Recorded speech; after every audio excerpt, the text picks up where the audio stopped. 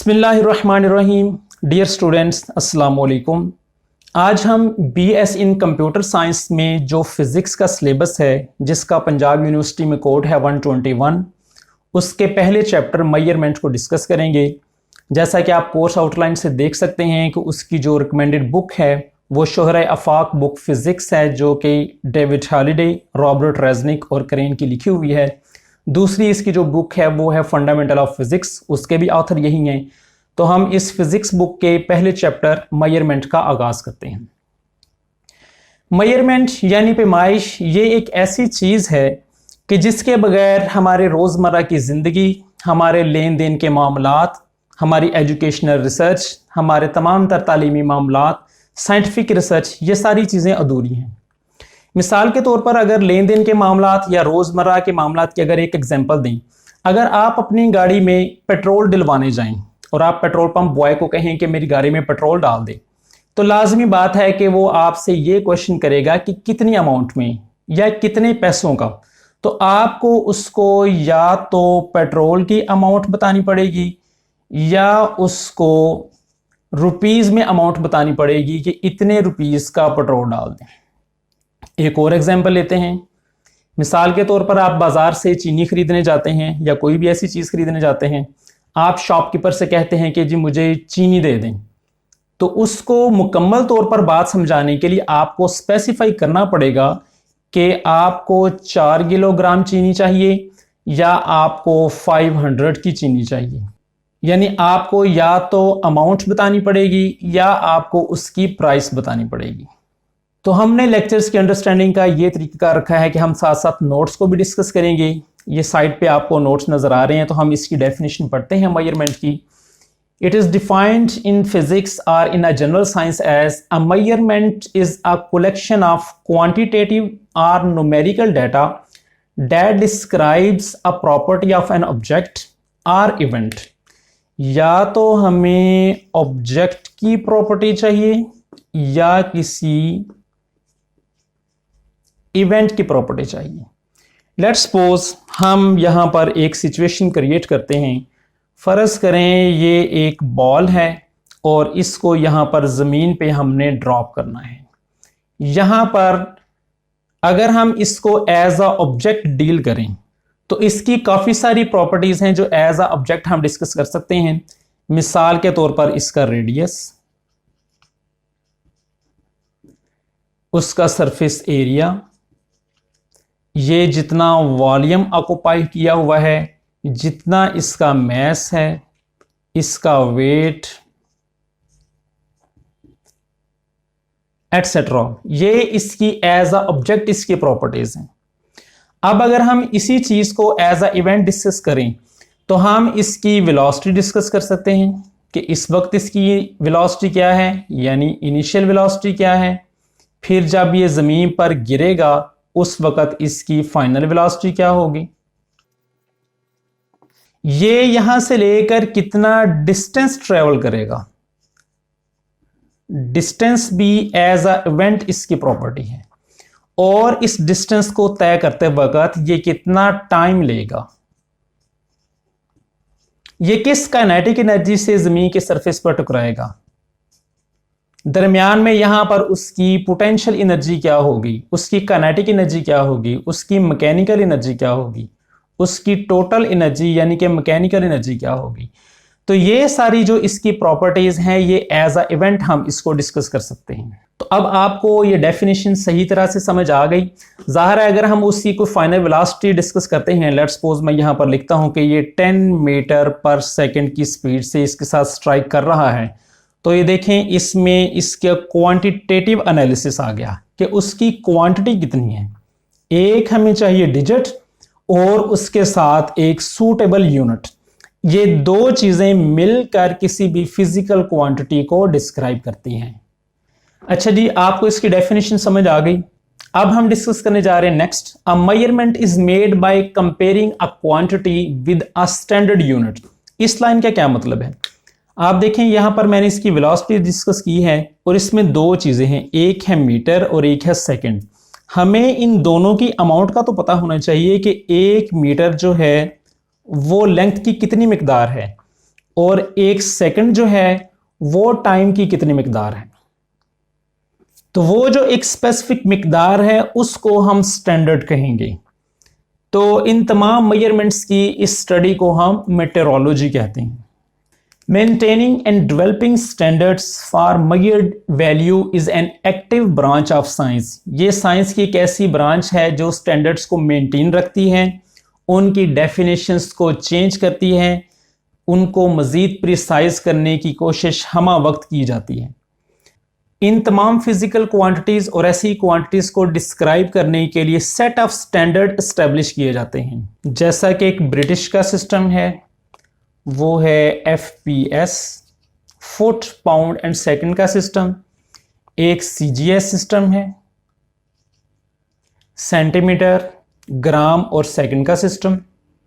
और एक सिस्टम है उसको हम MKS यानी कि मीटर, किलोग्राम और सेकंड का सिस्टम कह सकते हैं।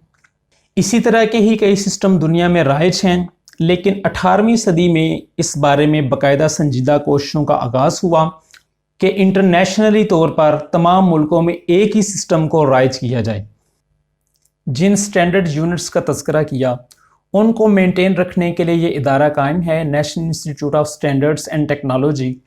ये इसकी जिम्मेदारी है कि ये पूरी दुनिया में होने वाली रिसर्च से ना सिर्फ आगाह रहे बल्कि दुनिया के तमाम तर साइंटिस्ट से मिलकर कॉन्फ्रेंसिस करे और यूनिट्स के जो स्टैंडर्ड्स इन्होंने इस्टेब्लिश किए हैं उनको मज़ीद प्रिसाइज करने के लिए काविशें भी करता रहे। तो इस सिलसिले में ये general conferences on weights and measures का भी इनेकाद करते हैं। ये इसकी फ्रेंच एब्रीवेशन है जिसमें इन तमाम स्टैंडर्ड्स और यूनिट्स को डिस्कस किया जाता है। अब हम डिस्कस करते हैं इंपॉर्टेंस ऑफ स्टैंडर्ड।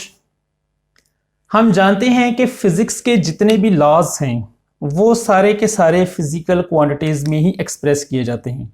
मिसाल के तौर पर न्यूटन्स लॉ F = ma, या momentum which is the product of mass and velocity,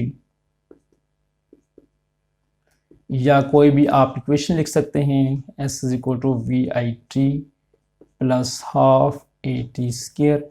ये जितने भी इस तरह के लॉज हैं इसमें आप देख सकते हैं कि तमाम तर फिजिकल क्वांटिटीज़ इन्वॉल्व हैं।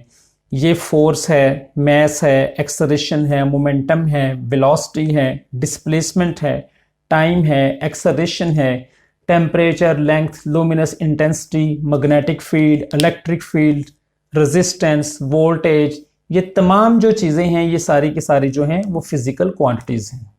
अब इसमें से हर एक चीज़ का एक बाकायदा मतलब है।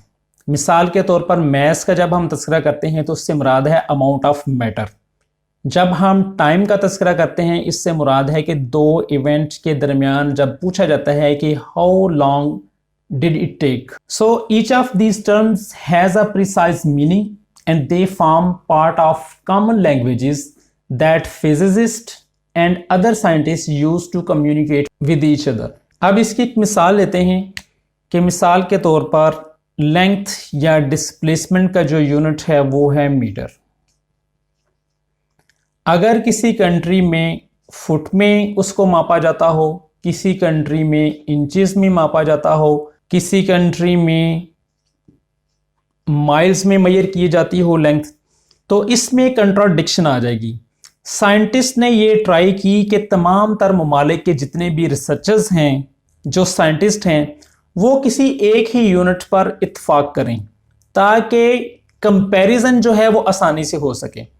मिसाल के तौर पर अगर जी की वैल्यू किसी एक इलाके में डिटरमिन की गई है, वो है 9.8 मीटर पर सेकेंड, ये ग्रेविटेशनल कांस्टेंट जी है। अब अगर इसको फुट में लेंथ ली जाएगी तो इसकी वैल्यू और आएगी, इंचेस में ली जाएगी तो वैल्यू इसकी और आएगी, माइल्स में ली जाएगी तो इस जी की वैल्यू और आएगी।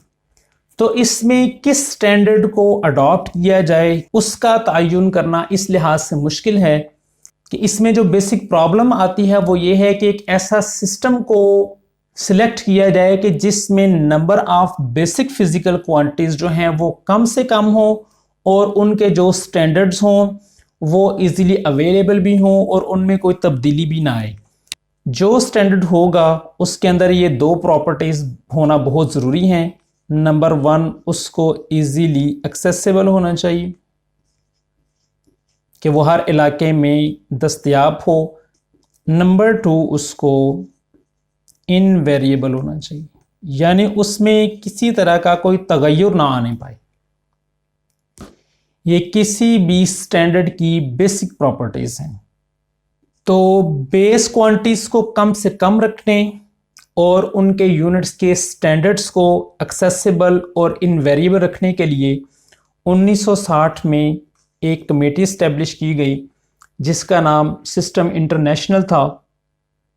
उन्होंने 3 तरह के जो यूनिट्स हैं वो डेवलप किए। Number 1 base units, number 2 supplementary unit, number 3 derived units. तो अब हम नेक्स्ट जो है इसका टेबल डिस्कस करते हैं। आप ये देख लीजिए कि definition of the system international जो बेस्ड यूनिट्स हैं वो 7 हैं। Length, mass, time, electric current, thermodynamic temperature, amount of substance and last one is the luminous intensity. Length का जो सिस्टम इंटरनेशनल यूनिट डिफाइन किया गया वो था मीटर, मास का यूनिट रखा गया किलोग्राम, टाइम का सेकेंड, इसी तरह से इलेक्ट्रिक करंट का एम्पेयर, थर्मोडायनामिक टेम्परेचर का केल्विन, अमाउंट ऑफ सब्सटेंस का मोल और लुमिनस इंटेंसिटी का कैंडेला। ये आगे आप इनके सिंबल्स देख सकते हैं। तो ये आप इनकी डेफिनेशंस जो हैं ये भी आप इस टेबल में पढ़ सकते हैं कि मीटर जो है वो स्टैंडर्ड क्या है, किस लेंथ को हम मीटर कहते हैं। तो ये माइकलसन इंटरफेरोमीटर से इस लेंथ को मेजर किया गया। The metre is the length of the path travelled by light in vacuum during a time interval of 1/299,792,458 of a second. ये एक सेकेंड का 29,97,92,458वां हिस्से में ये इतना डिस्टेंस ट्रेवल करे, उस डिस्टेंस को 1 मीटर कहा गया। Similarly, the kilogram is equal to the mass of an international prototype of the kilogram. अब ये क्या चीज़ है? ये एक प्लाटिनियम और इरिडियम अलाय का सिलेंडर है जिसको एक international bureau of weights and measures at Sevres near Paris में रखा गया है। इस किलोग्राम के सिलेंडर की 2 कापियां तैयार की गई थी। बाद में एक कापी को वही रहने दिया गया और दूसरी कॉपी से फिर मजीद 4 कापी तैयार की गई और उनको मुख्तलिफ ममालिक में भेजा गया। और जो हमारे शॉपकीपर्स के पास जो 1 किलोग्राम का जो बाट होता है वो भी उसी के मुताबिक उसका मैस रखा जाता है। इसी तरह से आप सेकेंड, एम्पेयर, केल्विन, मोल और कैंडेला की डेफिनेशन यहां से पढ़ सकते हैं।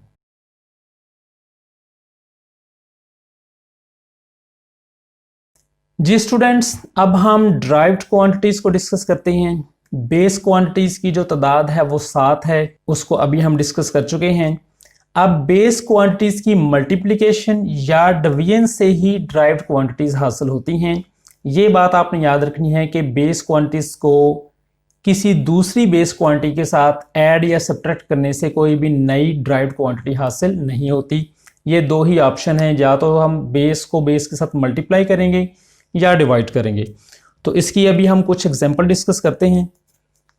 मिसाल के तौर पर F is equal to ma, this is the example of multiplication. Momentum is the product of mass and velocity. It's also the example of multiplication.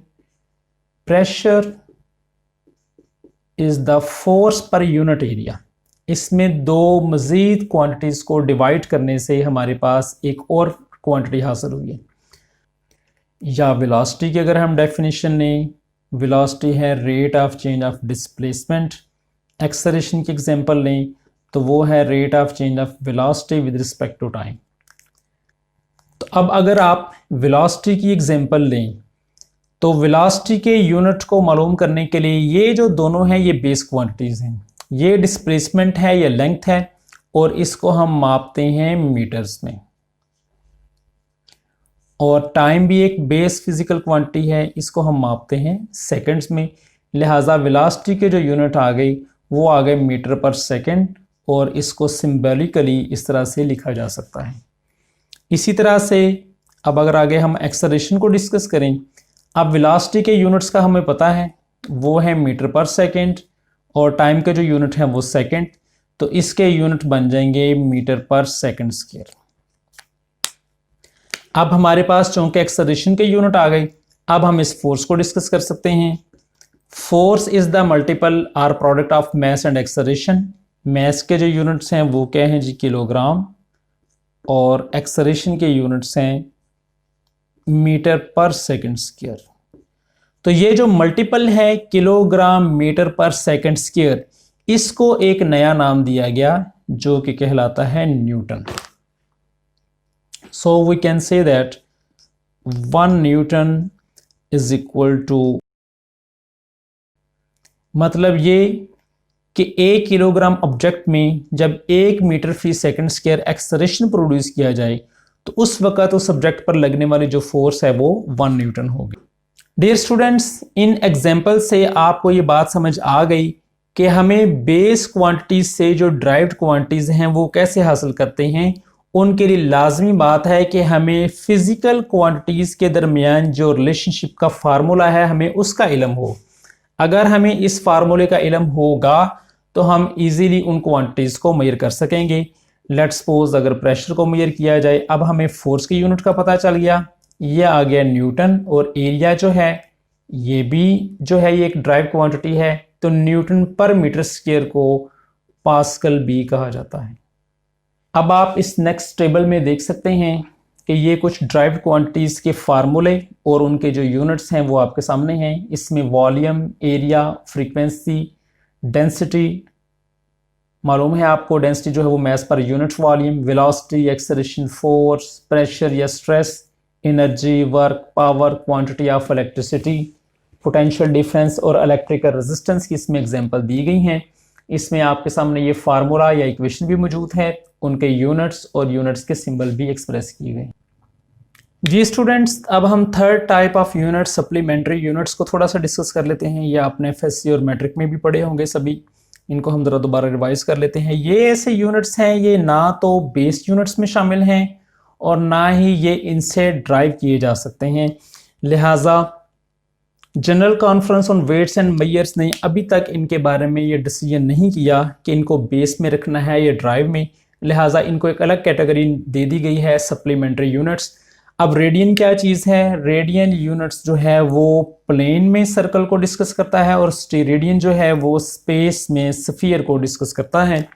Radian वो एंगल है कि जितना इसका सर्कल का जो रेडियस होगा उतना ही अगर हम इस तरफ फासला तय करें, मिसाल के तौर पर अगर इसकी लेंथ 5 सेंटीमीटर है और इस तरफ भी हम 5 सेंटीमीटर लेंथ ट्रेवल करें अलॉन्ग द सर्कमफ्रेंस, तो ये जितना एंगल सेंटर पर सबटेंड करेगा उसको 1 रेडियन कहा जाएगा। यानी ऐसी आर्क जिसकी लेंथ उसी सर्कल के रेडियस के बराबर हो, वो आर्क लेंथ उस सर्कल के सेंटर पर जितना एंगल बनाएगी उसको हम 1 रेडियन कहेंगे। और एक पूरे सर्कल में जो है वो 2 पाई रेडियन होते हैं। The angle subtended by an arc which is equal in length to the radius of the circle is called 1 radian and the complete circle will subtend 2 pi radian angle. अब steradian जो है, इस angle को समझने के लिए आपने कोण देखी होगी।